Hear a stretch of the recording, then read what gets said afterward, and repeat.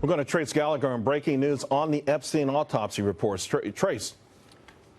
Yeah, the autopsy has now dropped, Charles, and we are being told they have ruled, the medical examiner, this was a suicide, saying that Jeffrey Epstein killed himself at 6:30 in the morning. That would be last Saturday morning, and that it was suicide, that he tied a bed sheet to the bunk in his cell and that he knelt toward the floor.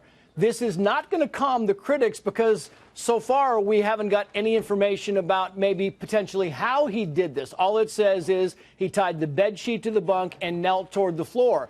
The big controversy in all of this for the past couple of days has been if in fact or how, in fact, he broke his hyoid bone, which is near the Adam's apple in men. He also, according to the Washington Post, broke several other bones. We're waiting for an actual hard copy of the autopsy so we can go through it line by line. The headline is they're ruling this as a suicide. They have not changed their mind. The question becomes, will they answer the questions as to how he got these numerous broken bones? Will they answer the questions about what was on the outside of his neck? Was it a straight bruise, meaning from a bed sheet, or were there various bruises? Remember, back on July 23rd, Epstein had a number of bruises on his neck, and he said he was beaten up by a cellmate, but they still ruled that as self-inflicted wounds. That's when they placed him on suicide watch, and then 6 days later, for some reason, because of pressure from his lawyers, because of other protocols that still are kind of baffling the experts, he was taken off of suicide watch,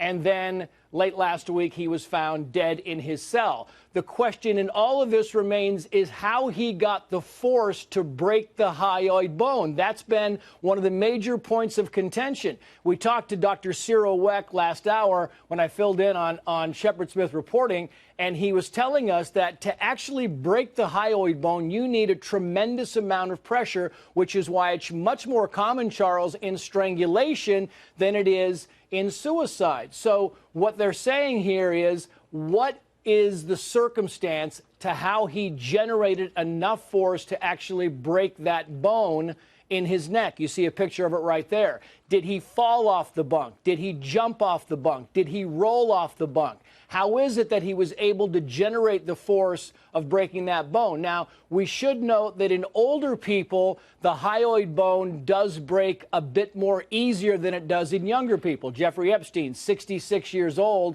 about 5'11". Did he jump off? Could he have generated enough force to actually break that? That's the question that people are asking. But for now, it appears to be a settled matter because nobody's going to adjudicate this and say, okay, let's go back, we want answers. Right now, the medical examiner's word on this historically has been final. They have ruled this as suicide. There is an investigation going on right now in Congress. There is an internal investigation going on inside the prison. The warden has been reassigned. The two guards who were there, one wasn't even really a guard, it was a corrections employee who just happened to be helping out. They apparently were asleep when the suicide happened and then went back and tried to falsify the documents to say that they were, in fact, following procedure by checking on Jeffrey Epstein every 30 minutes.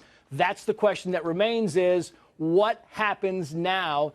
Do they take this thing at face value and agree, suicide, and move on? Or do the numerous alleged victims of Jeffrey Epstein and others want to pursue this further? They want to find out more. That is what is yet to be seen. But right now, the bottom line from the medical examiner is that they are maintaining that these wounds were self-inflicted and that it was suicide.